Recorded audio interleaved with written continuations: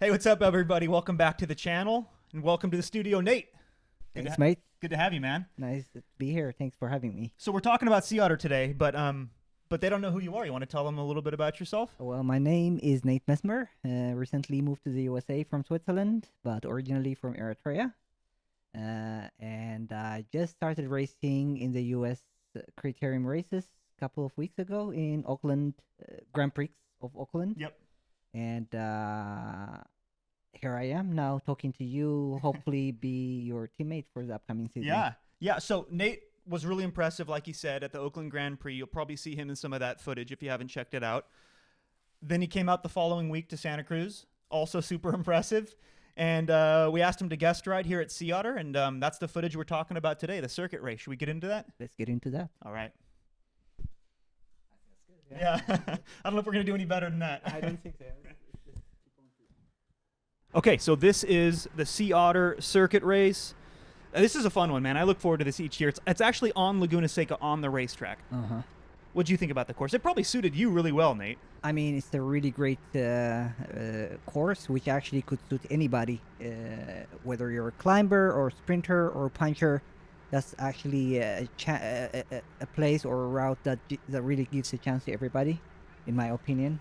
You're a punchy guy, at least the way I've seen you race. I am more of a climber, actually. So you're even better at climbing because you're no slouch when it comes to crit racing. I've realized. I thought this would be a perfect course for you, which we'll get into it in a second. It did suit you well, but you're even better climber. I'm learning this about Nate right now, you guys. Exactly. I mean, like I said, criterium races are something that I'm just coming to learn and get better at. Because most of my races has been stage races and road races for the most part, and I appreciate when a course has longer hills and also longer distance for me to actually have an opportunity. Is crit racing not a thing in Eritrea? It's been a thing in Europe, and for the most part, has been riding for my teammates to help and provide a good opportunities. So most of your racing experience has been in Europe? Yes. Okay. And Eritrea, of course, but mostly in Europe. Got it. So we're on the climb now. I mean, this is really the meat of it right here. We did part one of the climb. It's kind of in two stages, I would say. Like first part is maybe 5-6% with a pretty strong tailwind, and then you make this left-hand turn and it goes up to maybe 14%, like pretty steep, you guys. Yep. And this is funny too because people were leaving the right side open here. Look at the blue wind arrows. I mean, it's a left to right crosswind, and yeah, we're only going 12 miles an hour, but you get this little advantage even when you're going 12 miles an hour. And it was just interesting to me that people were letting this open a lot of the time. So I'm happily enjoying that. But we're picking up action here halfway through this race. What's going on with you right now, Nate? At the front, we probably have. Well, you're off the front. I from lap one actually. So I saw the move with 2 Legion guys and 3 pretty strong riders, and I thought, yeah, that's a very dangerous move. I have to just jump across. I made it across. It took me almost half a lap, another lap and a half to kind of collect myself and get some race rhythm. That's when also the 3rd Legion guy came and joined us. Yeah. And this whole time, I've heard, we can talk more about it, but Chris of Team Mike's Bikes was in the middle in no man's land, chasing this whole time. Yeah. So So you had your work cut out for you as a representative of Team Mike Spikes. In the break, you had 3 Legion guys and 3 other really strong riders, pro riders in that front group. And then you were having to respond to probably the relentless counterattacks that Legion was putting on. Does that sound about right? The thing at the front was the rhythm was so cohesive, actually. So to my surprise, none of the Legion guys actually decided to attack or anything. They were happy with the sprint to out work. Of that group. Exactly. So they probably have had so much confidence on their guy who also won the race at the end of the day. I don't want to give too many spoiler alerts. Dude, I wish I put a camera on your bike. I wish we had that for the viewers. Yeah. So I was pretty surprised that they were just willing to work with everybody. And then now Chris is in the middle somewhere. Yep. Chris went off solo in search of teammate Nate in the front of the race, and we had a bunch of other capable guys who were marking attacks. And then it's my job, as you guys probably know by now, Sam and I, who are in this race, to sit back. If things come back together, we're preparing ourselves for a field sprint. But that's where things stand now. total faith in Nate up the road and Chris chasing, and maybe we'll fast forward to the end of the race, because at this point, all these other guys who are in this race, if they want to win or get better than 9th, they're going to have to do some chasing. So I was still thinking that maybe it would come back together. Let's fast forward a bit and see. All right, we're coming into the last lap. My teammates Nate and Chris still off the front, and at this point, I have no visibility to what's going on. All I know is it's about 90 seconds up the road, and it's not coming back. So I'm just treating this like it's a field sprint, and I'm going to start moving into position accordingly.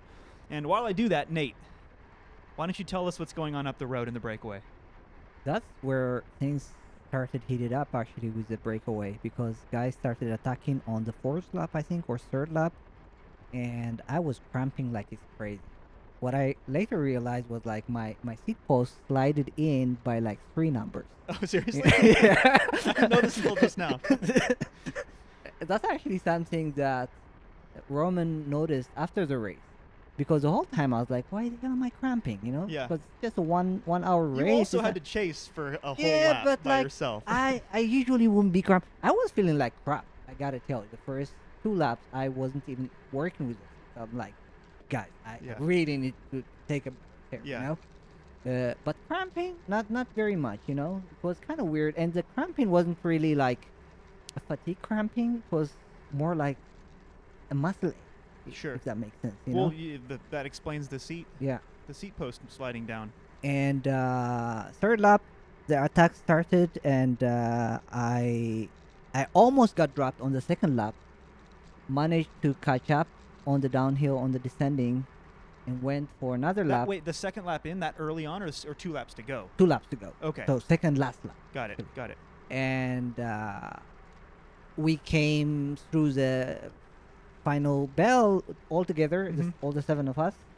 But then on the climb, the attacks continued. you Yeah. know, especially from those 2-3 guys who don't have any teams. They don't want it to come down to a field sprint. Exactly. So they're waiting. The perfect launching pad for a non-sprinter is this steep section, which I'm going up now, and you can see the gaps that are opening up. We're not going slow up it, but you guys are. All this is happening 90 seconds up the road, but you can see that the damage that can be done on this climb. I mean, it's a crosswind.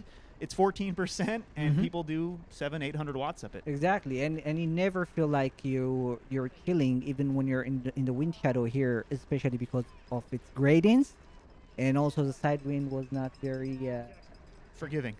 Yeah. Yeah, so I've caught on to the back of this group, which I realized I was a little bit out of position there. You guys saw I moved up pretty clever. I waited until that flat spot in between the 2 climbs to really move up quite a few places. And now there's this front line of, 15 riders or something. And now I'm starting to think about the field sprint. Chris didn't end up catching you. You rolled in for 7th place. Is that right? Yeah. Which, by the way, dude, congrats. I know. Of course, we wish it would have gone better when you're in the break. But for the amount of work that you did, we were just super impressed that you made the breakaway, because none of us on Team Mike's Bikes did it except you. So, representation was awesome. I don't know that's happening. I am in the group now thinking about a field sprint. There's still a top 10 on offer. Chris rolled in for 8th. He never ended up catching you. He was in between, just rolled in solo for 8th. So kind of still want a top 10, It's a big race. There's still Imans here. There's still all these other big names who want to gobble up that last top 10 spot. It's still very hotly contested, and it's good practice if nothing else. So you see Roman here, 2 riders in front of me, number 72 on Team Mike's Bikes, indicated that he's going to lead things out. Get Miles right in front of me. I battled a bit there with Iman. You can see him in the rear. And I had no idea, but Sam actually clawed his way back on over that last climb. He got dropped on that last climb, but just put his head down, kept riding. That's what you guys got to do on a tough course, and he made his way back. And here we are coming into, now we're battling up this one last little rise, coming into the final couple of corners.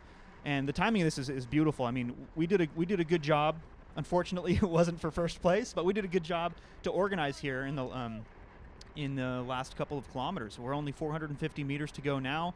You need to take these last couple of corners first, because these are really high speed corners, and there's just no passing when you're doing this. It's just impossible. I'm going to crowd the right hand side here in front of teammate Miles. I'm yelling at him right here to sprint as loud as I can, because the one criticism I would have is we left things a little bit late. That's the reason I'm yelling at Miles right here to step on it, and he does. He lights up the afterburners, brings us up to speed, but I was expecting to sprint into this last corner, not out of this last corner. But you're going to see here how it works out for us. I kind of crowd the inside, Miles crowds the outside, and then behind, if you guys noticed in the rear camera, Sam was doing a great job to sweep and make sure there's a gap behind us. That allowed me to take the field sprint after only about a 6 or 7 second sprint, and Miles came in right behind me for 10th place, which means that we crowded the top 10 on Team Mike's bikes.